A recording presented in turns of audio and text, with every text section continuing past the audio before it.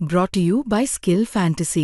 Skill Fantasy पे जीतो लाखों के कैश प्राइजेस। क्रिकेट का असली मजा अब सिर्फ देखने में नहीं, स्किल फैंटेसी के साथ खेलने में है। डाउनलोड करना तो बनता है। मनोज जरांगे यांच्या आंदोलनात सक्रिय सहभागी असणाऱ्या सुयश सोळुंके याने जालन्यात येत एका व्यक्तीला बेदम मारहाण केली आहे। विशेष म्हणजे सोळुंके हा तडीपार असताना त्याने जिल्ह्यात प्रवेश करत ही मारहाण केली आहे। या प्रकरणी सोळुंके विरोधात गोंदी पोलीस ठाण्यात गुन्हा दाखल करण्यात आला आहे।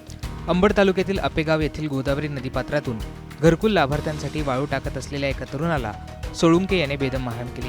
समीर पठाण असं मारहाण झालेल्या तरुणाचं नाव आहे। या घटनेनंतर सोळुंके पुन्हा फरार झालाय। सुयोग सोळुंकेवर याआधीच बेकायदा वाळू उत्खनन, मारहाण, वाळू चोरी, सरकारी कामात अडथळा अशा गंभीर गुन्ह्यांची नोंद आहे। 9 फेब्रुवारीला मनोज जरांगे पाटील यांच्या मेहुण्यासह 9 जणांना जिल्ह्यातून तडीपार करण्यात आला होता। यात सोळुंकेचा देखील समावेश होता।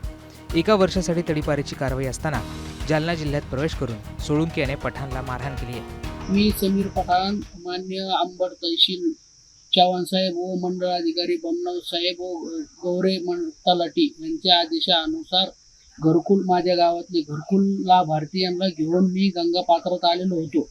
गंगा पात्रात आल्या असताना मी तिथं आलो असताना सुयोग तडीपार गुंडा हे 2 माणसाला घेऊन तो धरून 3 माणसाला घेऊन आला। तुला मस्तीला आलं म्हणे, तुझ्या बापाची गंगा आहे का असं म्हणून मला मारहाण केली।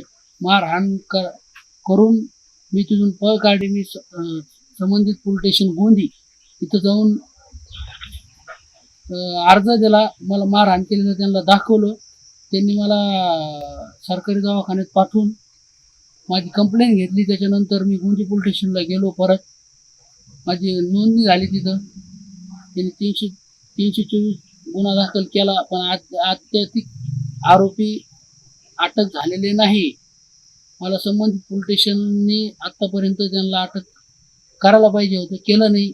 मग हेच रिक्वेस्ट आहे शासनाला, काय हे मला धौस आणते जीवत मारण्याची, याची मला उद्याच्याला काय झालं तर प्रशासन जिम्मेदार राहील।